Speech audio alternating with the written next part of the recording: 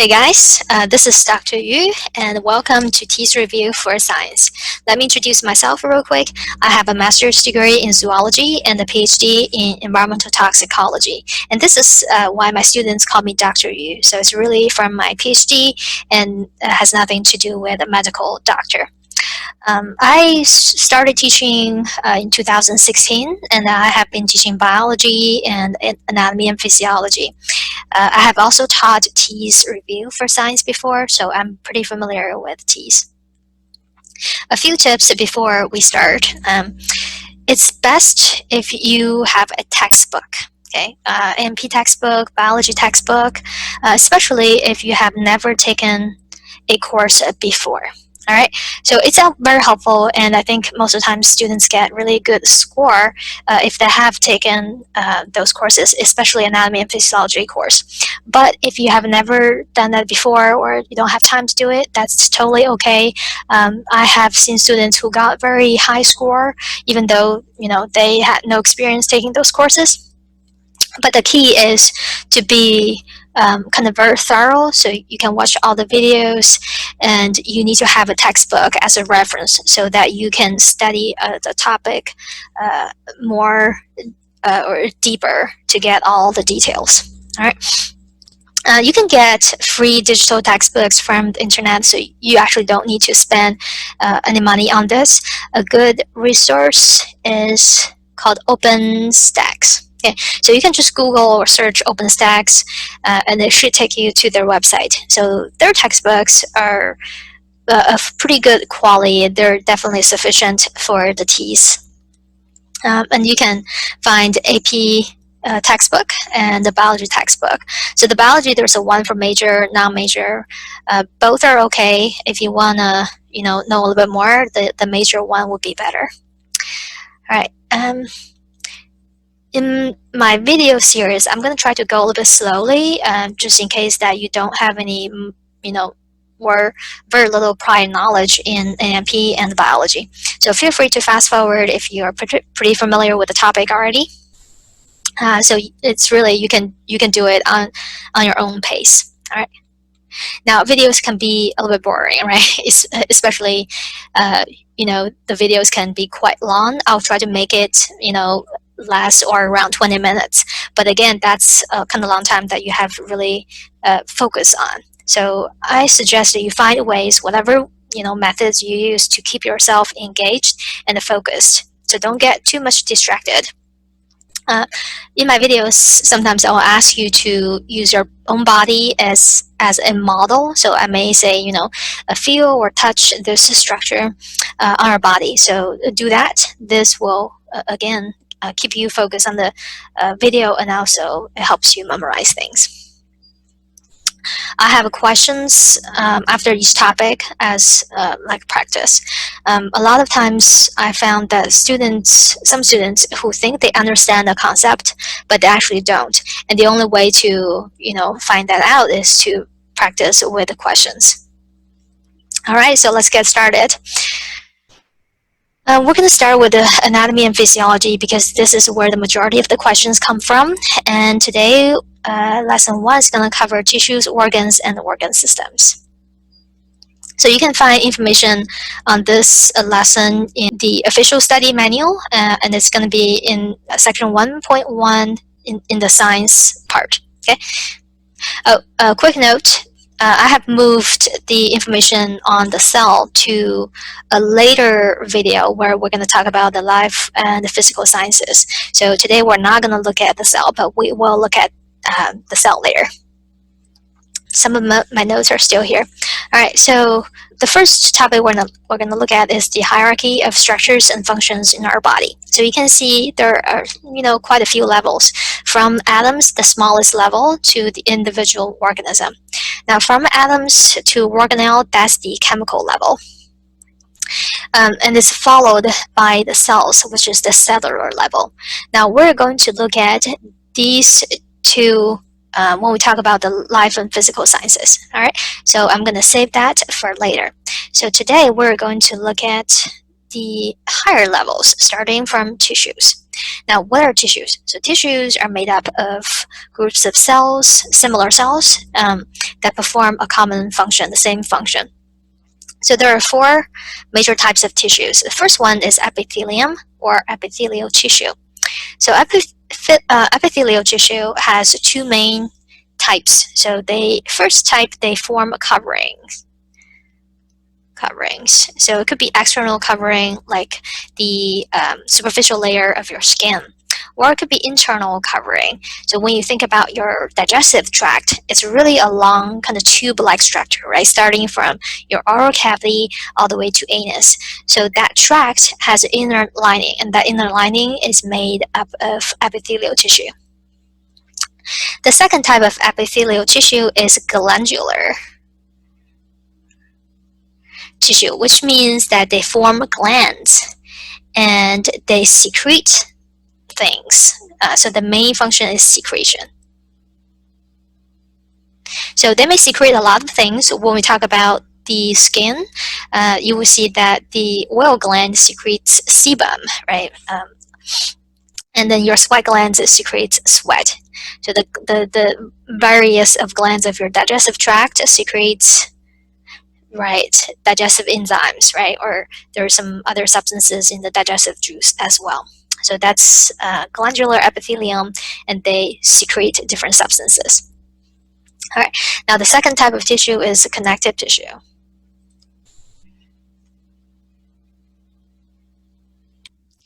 Connective tissue is widely distributed in our body. You can pretty much find connective tissue everywhere, maybe not in the brain, but everywhere else.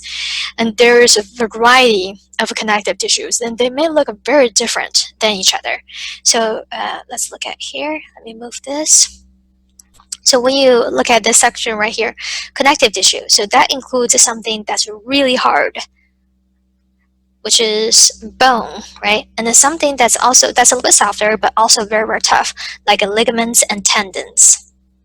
But there's also some connective tissues that are really soft, like adipose tissue, which is basically fat, right? When you see adipose, that really just means a fat tissue.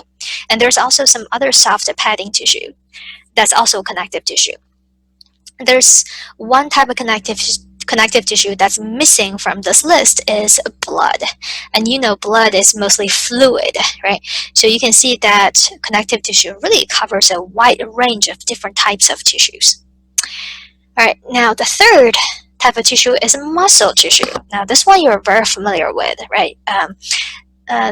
When you think about animals, right, a lot of people really like to eat meat. So that the meat you're eating is skeletal muscle.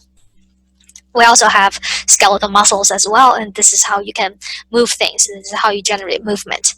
But besides skeletal muscle, we also have cardiac muscle. So based on the name that you know, this is the muscle that you find in the heart, right? So the cardiac muscles contract and relax, and this is how your heart can beat and pump blood. We also have smooth muscle. This is not something that everybody's very familiar with because you cannot consciously control the smooth muscle, but you do have them. Usually they're in the visceral organs, so they're in the walls of those organs. So the smooth muscle also contracts, but they contract more slowly, more kind of like gradual. I'll give you an example. So when a woman gives a birth, right, the uterus is going to contract. So what specifically, contracts, and that's really the smooth muscle in the wall of the uterus that contracts. All right, the last type of tissue is nervous tissue. Now, this is probably something you're pretty familiar, right? Where do you find the nervous tissue? In the nervous system. So the nervous system includes the brain, the spinal cord, and nerves. All right, let's go back. So multiple types of tissues, usually two, but most often all four tissues will make up an organ, right? Like this, what's shown here is the stomach. So those tissues will work collectively to perform a common purpose, common function, right? The next level is organ systems. So the organ systems usually consists of multiple organs. And again, they work together and they have a common purpose, right? So for example, what's shown here is the digestive system. So that includes, you can see a few organs shown here, the liver, the stomach, that's the esophagus right there, and we have small intestine and then large intestine. So those organs work together to perform or with a common purpose, right? Which is break down food, absorb nutrients, and excrete, get rid of the indigestible food stuff. All right. Now, with multiple organ systems, that forms the individual living organism. Okay. So that's the levels of organizations. All right. Now let's go over the organ systems. Okay. So I have some tables over here. First, we're gonna start with the integumentary system. So the integumentary system is mostly, they started there, mostly skin, but also includes the kind of accessory structures such as hair, nails, and also glands. It's not listed here, but glands like the will glands and the sweat glands. So the function for the integumentary system includes body covering, right? That's very important. Your internal environment is really moist, so you need skin to cover it. So that forms a boundary between the internal environment and the external environment. So you have a physical barrier to keep the moisture inside so you don't get dehydrated. And this also kind of prevents foreign invaders to enter your body. So that brings us to the next function, protection. This one is very interesting. So your skin can actually synthesize the vitamin D when the UV light hits your skin. So this is actually pretty important because you need the vitamin D to promote healthy bones, because the vitamin D promotes the absorption of calcium. You also have a bunch of receptors in the skin. So the cutaneous refers to skin. So with the receptors, you can feel, temperature change, you can feel touch, you can feel pain. So we already talked about glands. Okay. All right, the next body system is the skeletal system. So that includes bones and joints. Again, protection, right? Bones, cartilage, they're really hard, so they can definitely protect your inner organs. Like your brain is protected by your skull, right? Which is a very strong structure. Movement, so with the muscles, your bones serve as levers, so your muscles can move your bones, and this is how you generate movement. Blood cells are actually produced in your skeletal system, in the bones, and specifically in the red bone marrow. So that's a pretty amazing fact. Your skeletal system, your bones also store fat or lipid. They're the same thing, almost the same. A lot of people use them interchangeably. It also stores minerals. So for example, calcium and the phosphates. So those are the two major minerals that are stored in the bones. Next is the muscular system. So that specifically refers to the skeletal muscle. All right, so it doesn't include cardiac muscle or smooth muscle, only skeletal muscle. So this is related to functions such as movement, right? Locomotion, this is how you keep your posture, and also heat production, because when your skeletal muscles contract, it generates heat. All right, next system is the nervous system, right? That's the central control of our body. So that includes brain, or talk about this, brain, spinal cord, and nerves. All right, so we have cranial nerves and spinal nerves.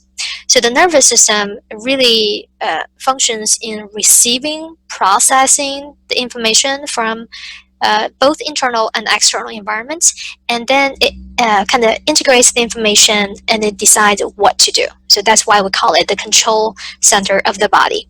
So in contrast to the endocrine system, which uses hormones to coordinate, our body functions, nervous system is the fast-acting control system. So you can respond to a stimulus really, really fast. Whereas the endocrine system, because it has to use hormones of chemical messengers, and also it takes time for the hormones to transport to a specific body part, and it elicits some response. So endocrine system is the kind of slow acting control system. Endocrine is slow, but our nervous system is the fast acting control system. Next system is cardiovascular. So cardio refers to the heart, and the vascular that refers to your blood vessels. Okay. So the cardiovascular system transports blood. Why do you need to transport blood? You all know that blood flows through your body, right? But why do we need blood flowing through our body? Because they deliver nutrients and oxygen, and they also remove wastes such as carbon dioxide and some of the other metabolic wastes. So that's a very critical function for our body. All right, next one is the immune lymphatic system. So the immune functions are closely linked to the lymphatic system. So that's why we are going to put them together and then talk about different aspects of those two systems. So that includes lymph nodes.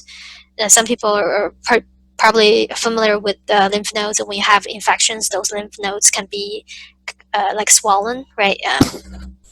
You can actually feel some of the lymph nodes. Okay. Red bone marrow, and why is this part of the immune system or the lymphatic system? And that's because this is where your blood cells are produced, right? Including white blood cells, which are involved in immune functions. Thymus.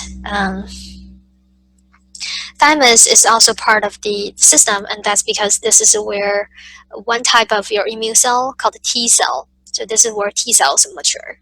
Right? And there's another type of cell, B cell. B cell actually, these B cells actually produce antibodies. So we have B cells, we have T cells. Those are important immune cells. All right, now you know the function is protection against pathogens. Right. Now, there's an additional function to lymphatic system, which is to pick up fluid leaked from blood vessels. So your blood vessels, the walls are actually not leak-proof, especially the little blood vessels. Now, I'm not talking about the very big arteries. Those, they have really thick walls. But when you look at very small blood vessels, especially capillaries, right? Those capillaries have very thin walls, and sometimes it's just only one layer of cells. So it's very easy for fluid from the blood to leak out of the blood vessels and accumulate in the tissue. So you need a system to pick up those leakage, right, and then return that fluid back to your blood. So this is the job for a lymphatic system. And while the lymphatic system is transporting the fluid, it will go through, multiple inspection stations, which are lymph nodes, as an example. And then the immune cells in the lymph nodes can inspect the fluid. So if there are any pathogens, then they will get down to work and try to, destroy those pathogens.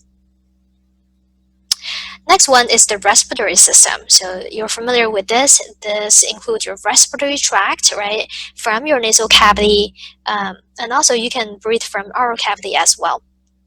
So that's also part of the respiratory system, all the way to the lungs. Okay? So the function for the respiratory system is gas exchange. You need to take in oxygen and get rid of carbon dioxide. All right, next one is digestive system. I didn't put all the structures here because there are a lot of organs in that system. So I have an image right here. So this is digestive system, so all the way from your oral cavity, right, down your esophagus, stomach, small intestine, large intestine, but there are also some accessory organs. So for example, the liver is also part of the digestive system. And then this little green sac, that's the gallbladder that stores bile temporarily. Okay. All right, next one, urinary system. So this system consists of kidney, right? You have two kidneys, you have two ureters, one bladder, and one urethra. So urinary system is actually very, very critical. because it gets rid of the metabolic waste our body generates, right? You are going through metabolism every second, and those chemical reactions will generate metabolic waste, and you need to get rid of them because they can be toxic to cells if their concentrations get too high. So this is the job of our urinary system. So basically your kidneys will filter blood. Blood, remember, transports everything, right, including your metabolic waste. So as blood goes through your kidneys, the kidneys will filter the blood and pull out the metabolic wastes and basically put them in urine. So when you urinate, you get rid of the wastes in your body. Now, the urinary system, mostly kidneys, also regulate the balance of water, electrolytes, and acid and base. So we're going to talk about that in detail when we get to the urinary system. Next one, reproductive system. So the organs are going to be different, right, between males and the females. So the general goal for the reproductive system is production of offspring, right? So the male and the female structures will make gametes. So basically, for males, that's sperm, right? For female, that's egg. So the reproductive system will make these gametes, and then there are also other structures that are involved in kind of delivering or transporting the gametes, or secretion of substances that can kind of maintain the health of those gametes. So for example, your semen fluid has a lot of nutrients to keep the sperm active until they get into the female body and find the egg. All right, the last system we're going to look at is the endocrine system. So the endocrine system, again, consists of multiple organs that really spread out in your body. So basically, those organs make hormones, and that's the chemical messenger in our body. And this is kind of how your organs talk to each other, how they communicate, right? They can't really talk like us. So how do they communicate? They communicate via chemicals, right? So we call them chemical messengers, and these are hormones.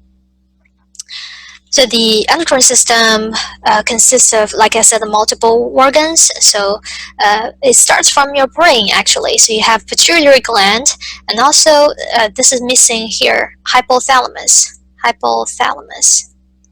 So hypothalamus secrete hormones that regulate the pituitary gland, and then the pituitary gland again secretes other hormones to regulate other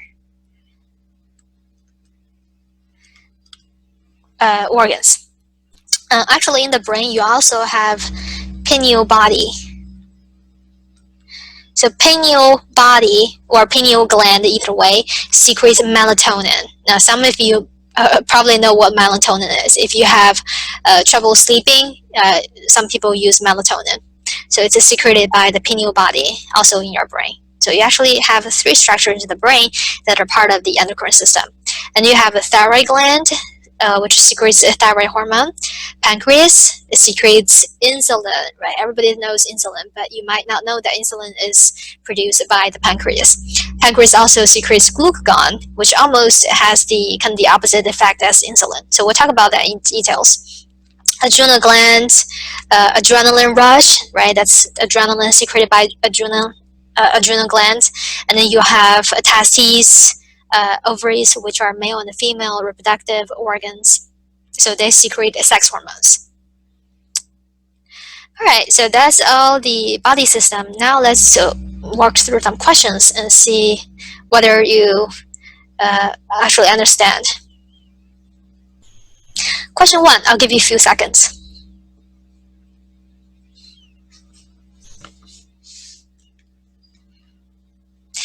All right, this should be an easy question. Anytime you see hormones, you need to think about endocrine system. Okay, so the correct answer is C. So again, this shows you that the endocrine system really regulates a variety of processes, functions in your body.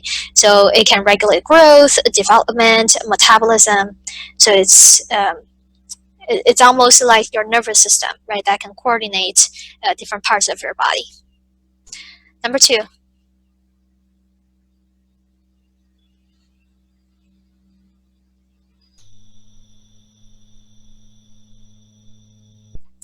Alright, so which system acts as a barrier to prevent entry of foreign pathogens? So when you look at entry of foreign pathogens, you know that they have to go through your skin, right, to enter your body, except for some of the openings.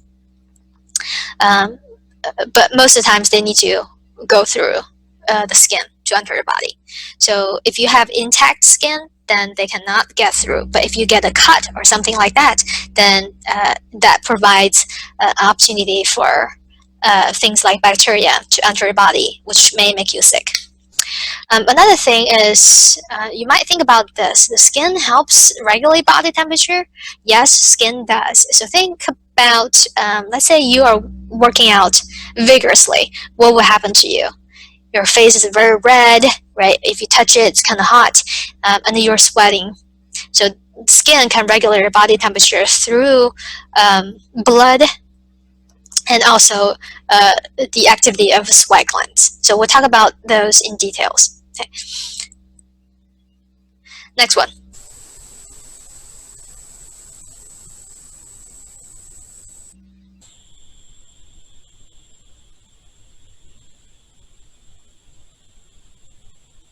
So I put number 3 and number 2 on the same page because they actually talk about the same system, same belly system. And the correct answer is also integumentary system. Melanin. Melanin is a body pigment. Okay, so we have different skin colors, right? And that's actually due to how much melanin you have in your skin. So if you have darker skin, that means you have more melanin. So melanin is very important to us because they absorb UV radiation. So you don't have UV radiation that can penetrate your cell and damage DNA. So melanin is found in our skin. Another function, our skin produces vitamin D, right? When your skin is exposed to UV radiation. Number 4.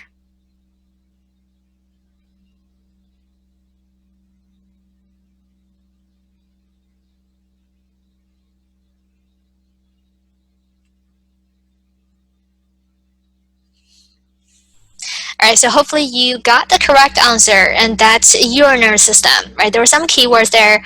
Get rid of metabolic waste. So even though you don't know what dialysis is, when you see these words, you immediately think about the urinary system, because the kidneys get rid of those metabolic wastes such as urea, uric acid.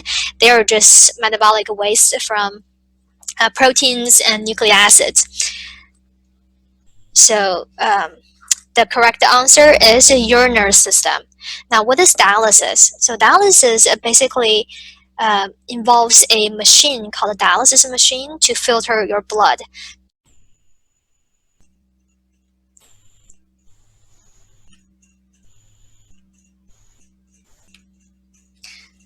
Question 5.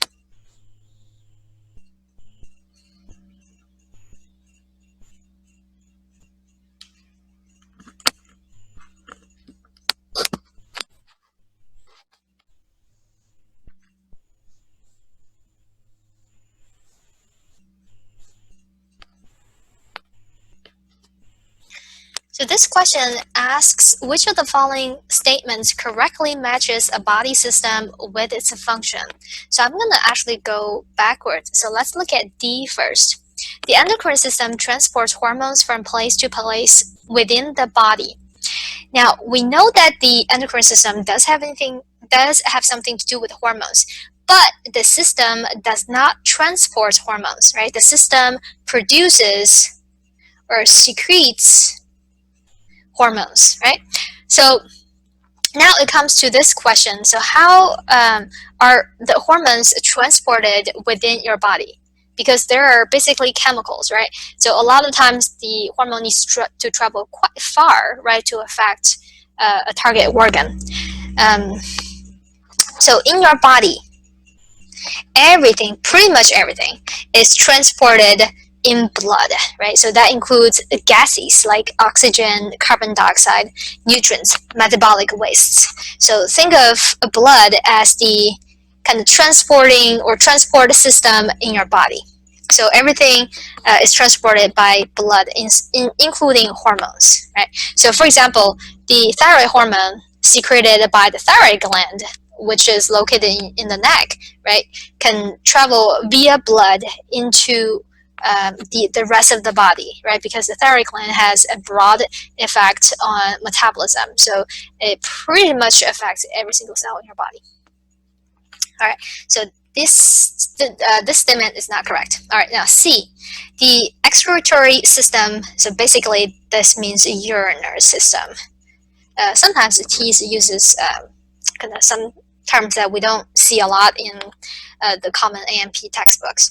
So this system prevents harmful substances from entering the body. Now that's not right? We'll just look at that question related to this. So it's actually the integumentary system.